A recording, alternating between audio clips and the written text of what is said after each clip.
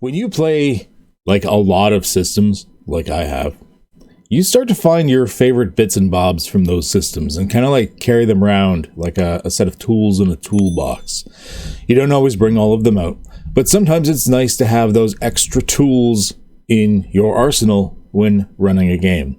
Now, if I'm with a group that I'm not as familiar with, I will probably use stuff like this less because I want the group to just flow and vibe with the system itself without getting them too confused with like house rules and stuff like that. So let's go over some of my favorites. I'm sure there's going to be some I use that I've forgotten about for this list, but let's go over some of our favorites and I'll sort of show you the types of things I like to carry around from various systems that I've played and what I do with them. One of the first things I really like bringing from system to system is the ability to give narrative control to the players. Now, this isn't always easy, especially for a newer GM, because you are letting the players sort of have some GM power and screw around with the plot lines and possibly, or at least the environment around them. But giving them narrative control. Not complete narrative control, like they're not completely taking over as the DM, but they get to put in some story details or something like this. Multiple systems have this to varying degrees. Fate and Cypher are the ones that sort of stand out the most to me, where Fate was actually the first one that I encountered this type of thing, where a player can be like, aha, I'm going to spend this resource, and I am going to, in the case of Fate, declare a story detail. With, of course, a story I've told before of players going up to this house that bandits are holed up in. They've boarded up all the windows and doors and everything. There's only two ways in and out, a front door and a back door. And the player goes, I would like to declare a story detail. It's like, oh, okay, go give her, bud. What do you got? And he's like, well, I already said that I kind of grew up in the region, so I'm going to declare that my friends and I, back when this was Mr. Old Man Thompson's house, we would play by here when we were kids. And one of the things that we really loved playing was the fact that under those bushes there, hidden right now, is the old storm cellar entrance, and we used to try and sneak down into it. I'm like, oh shit, okay. I accepted it, and sure enough, there is now a third way into the house that leads directly into the basement, and the players were able to, let's just say, get very creative with how they dealt with the bandit. So, giving narrative control to the players, you do want to limit this in some way. One of the things that I do that is system agnostic, if there's no other resource that you can allow to use this, like an experience point or fate point or anything, and you want them to do it only a little bit in the campaign, not too much. There's something I use that I call Tim's. This is my scene. I give every player one Tim's point over the course of basically the entire campaign, or whatever the campaign is called in the system you're playing. The Tim's point, or this is my scene, basically allows them to put down their whatever you give them. If it's digital, it's just a point, but if it's in person, a lot of times I give them like an actual like physical chip.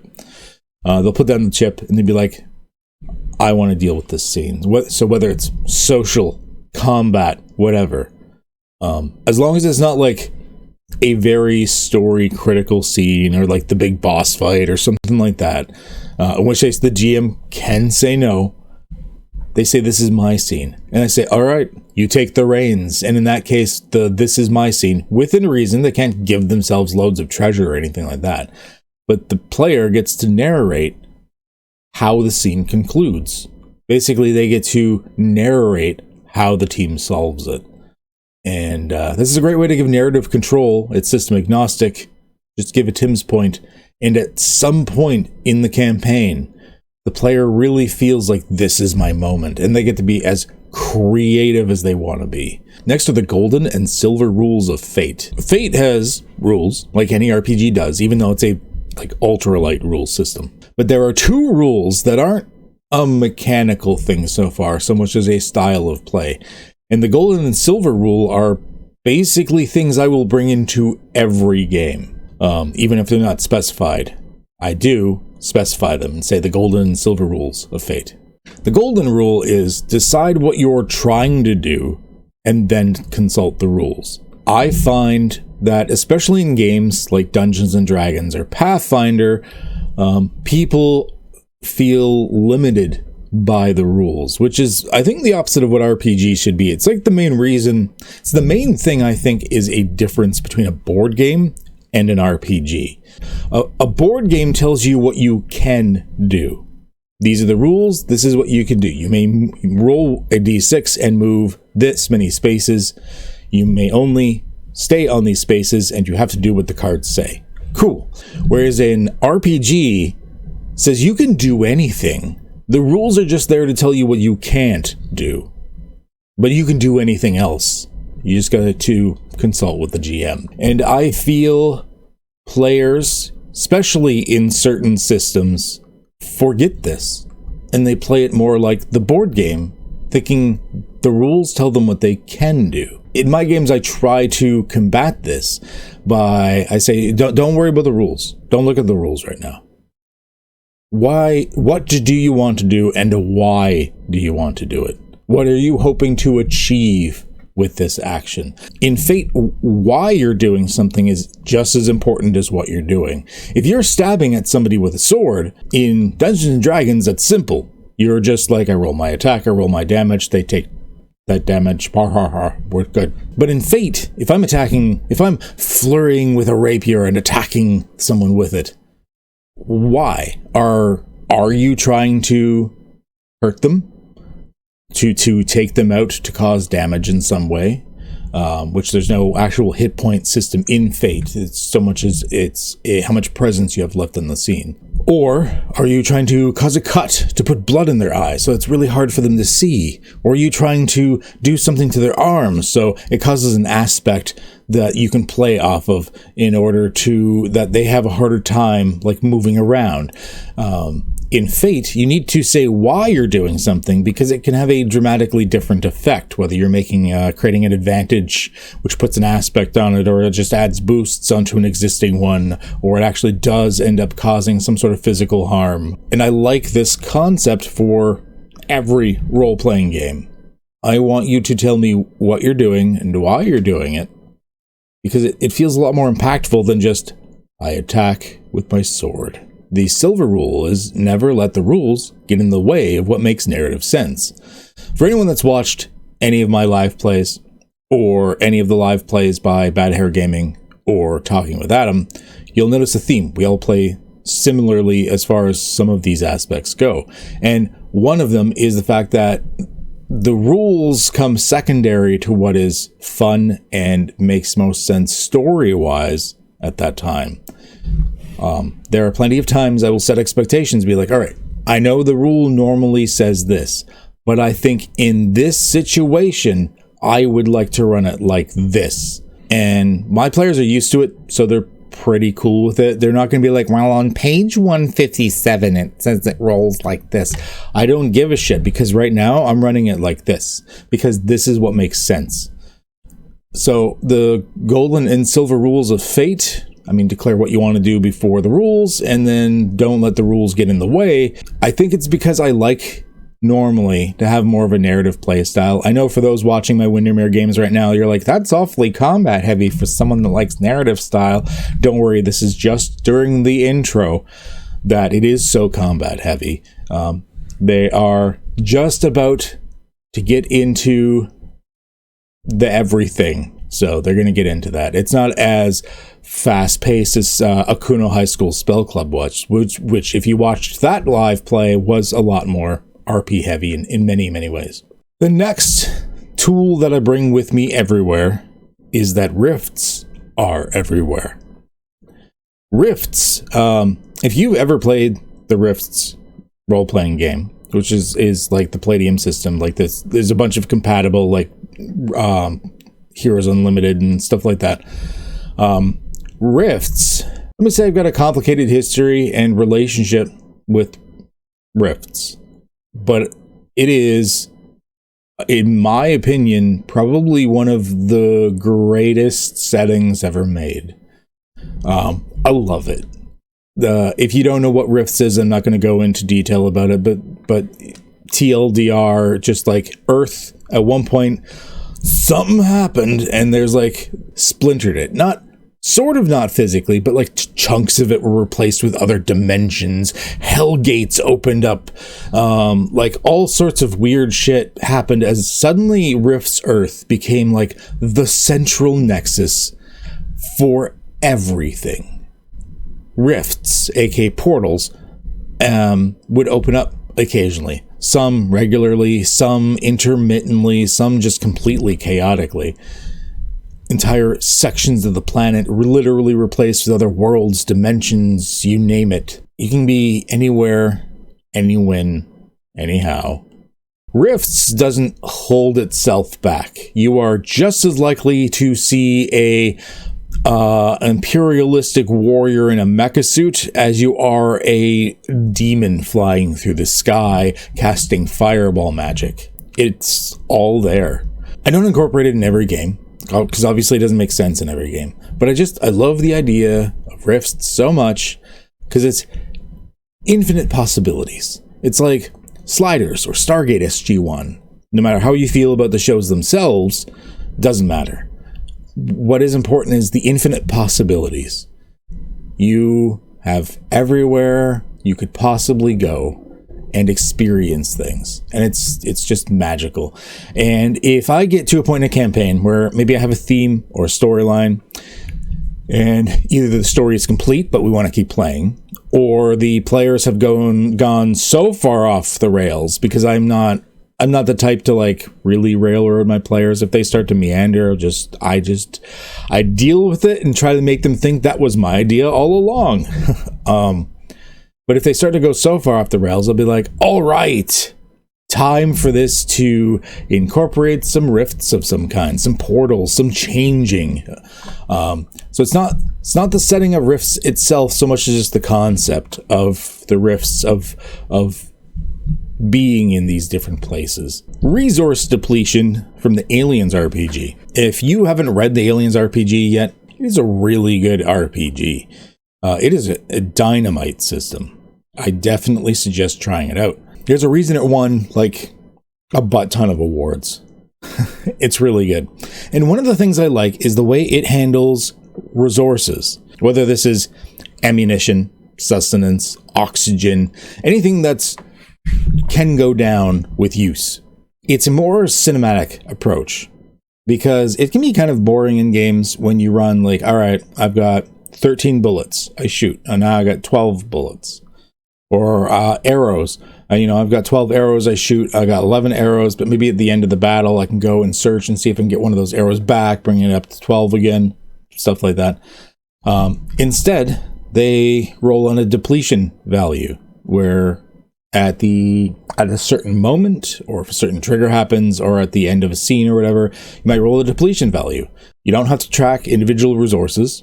It's more cinematic. You never know exactly when you're going to run out. In games like Cypher and Fate, where you can sort of like screw with the players a little bit by doing certain things like a GM intrusion, you can then have them roll a depletion rate, and it may be a cinematic thing of them suddenly running out of ammo mid-fight or something like that. It'd be kind of cool.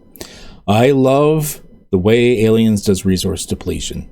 It's less tedious by far and just far more fun. So if my players are suddenly getting to like building up a colony or a settlement or something like that, I love the idea of resource depletion as a role rather than tracking the actual resource numbers.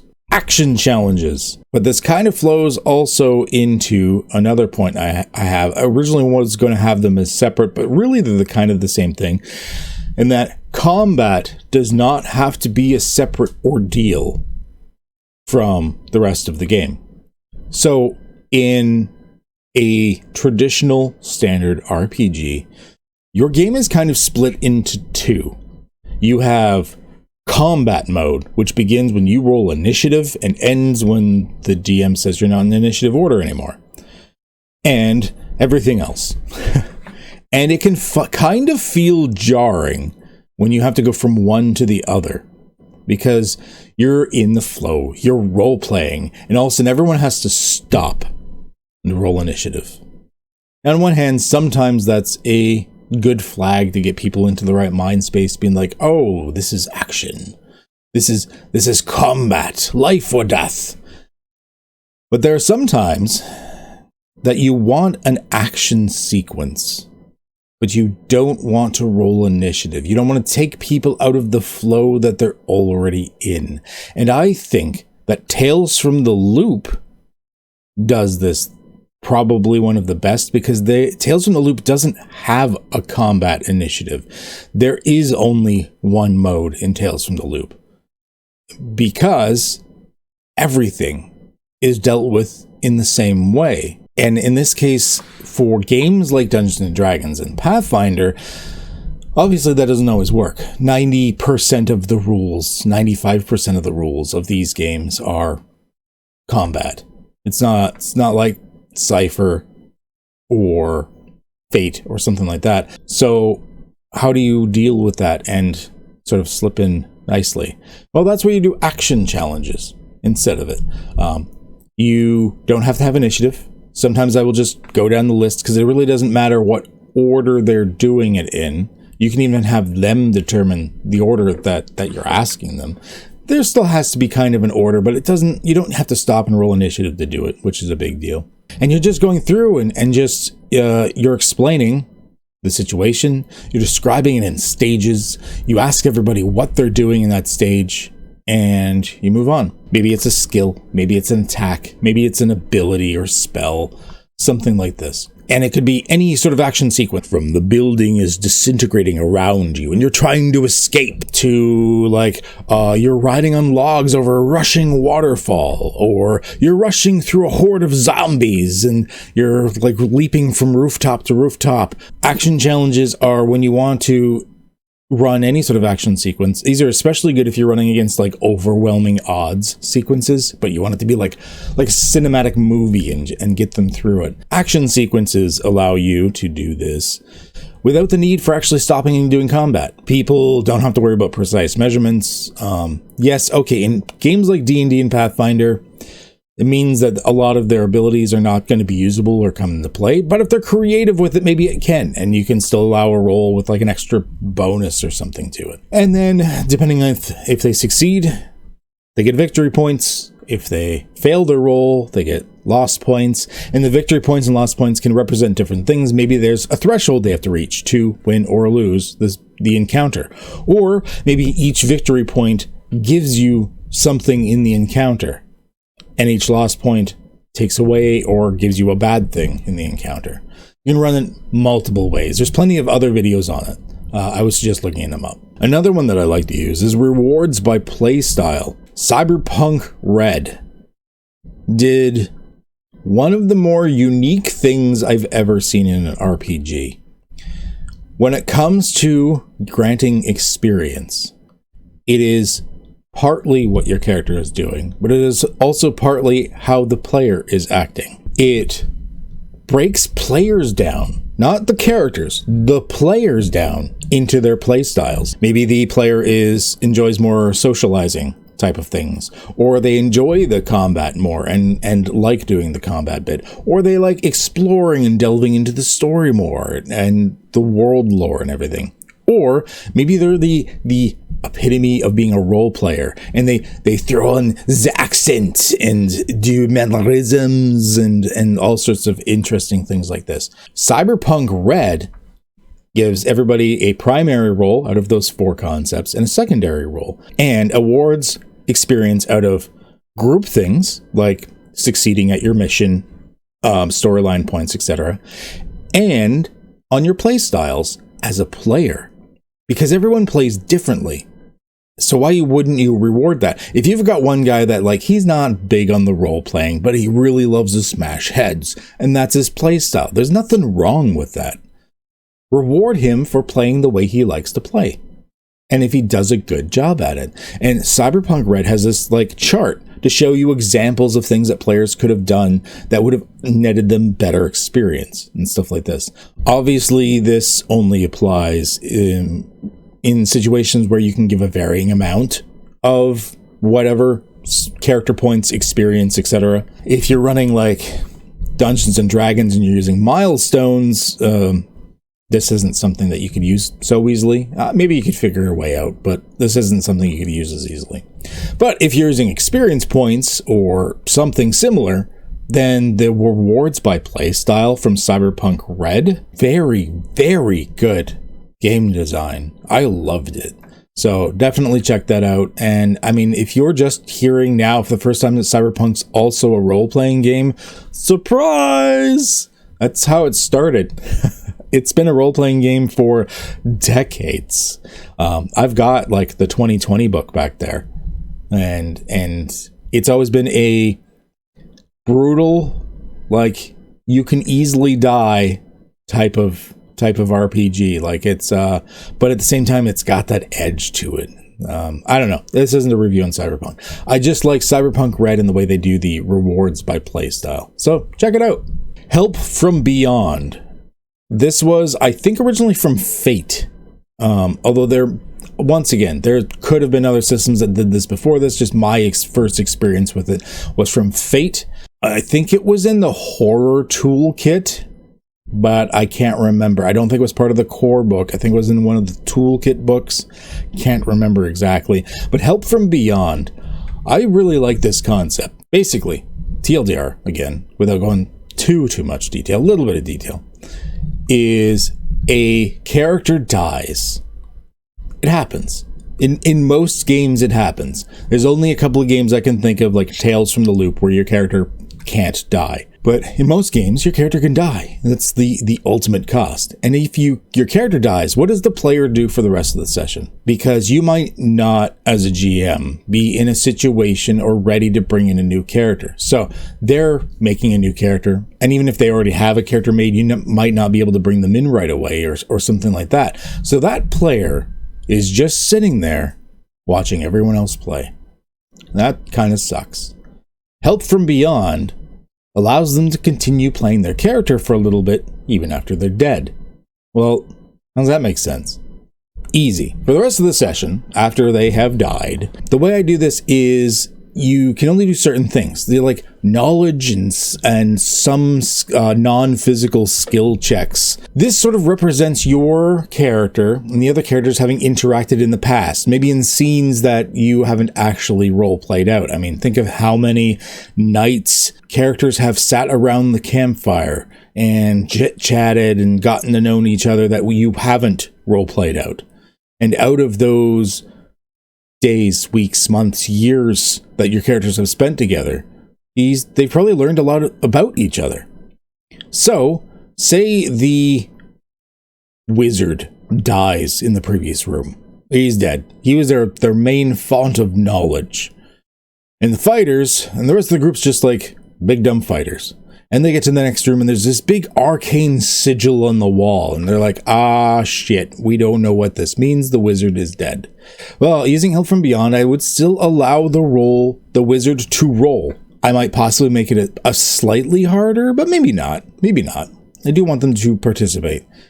So I would let the wizard roll. And then if the wizard roll well, I would let the group know what the wizard would have found out.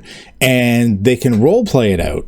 That the fighters remember a conversation maybe around the campfire in a tavern or something, and the wizard happened to be like drawing a similar sigil before, and you asked what it was about, and the wizard kind of explained how these particular sigils work and what they're for and stuff like that. And the fighter remembered this conversation, and as a result, the fighter is able to identify the rune because the wizard told him about it, and we use the wizard's knowledge.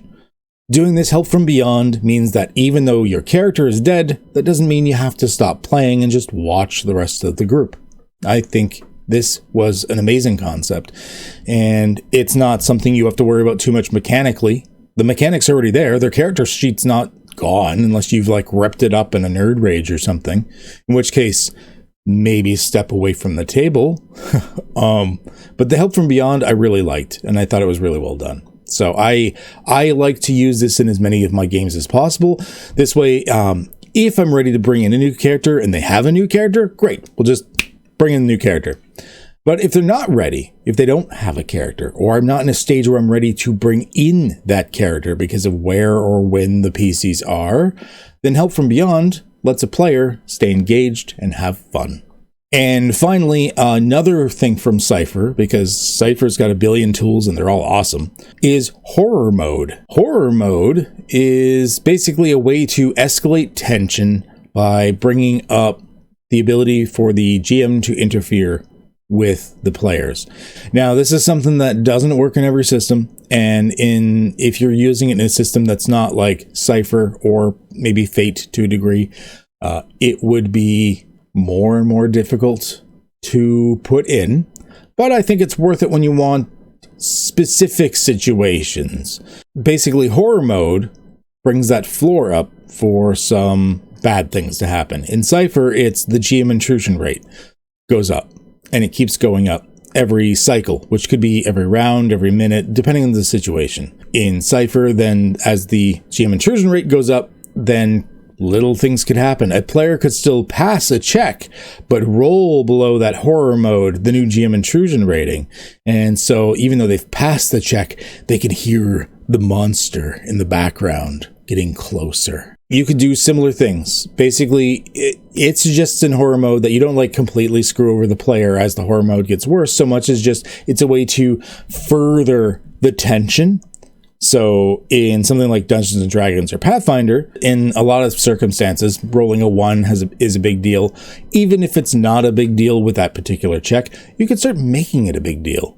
Rolling a 1 and then finally a 1 or a 2 or a 1, 2, or 3 or 1, 2, 3, 4 as Horror Mode progresses. It doesn't mean they fail whatever they're doing necessarily, but it does mean the GM gets to escalate the tension, gets to escalate the horror. They roll that check and the monster gets closer. They roll the check and in the background they can hear the monster. Horror Mode is a way to ramp up that tension through minor details off of a roll without them actually failing. I like this. I like to bring horror elements into so very many of my games because it's just fun to do and I just love it. But those are some of the tools I like to bring with me in my toolbox between different systems. And yeah, I'd suggest you take a look at the ones that I suggested there. And if you have any of your own, any from other systems or even just like other games that you've played or something like that you think would be really helpful and really awesome to bring into other games that aren't necessarily what they were made for, let me know. Put it down in the comments. I'd love to hear more about it. All right. And as always, stay healthy, stay safe, and have a good one, eh?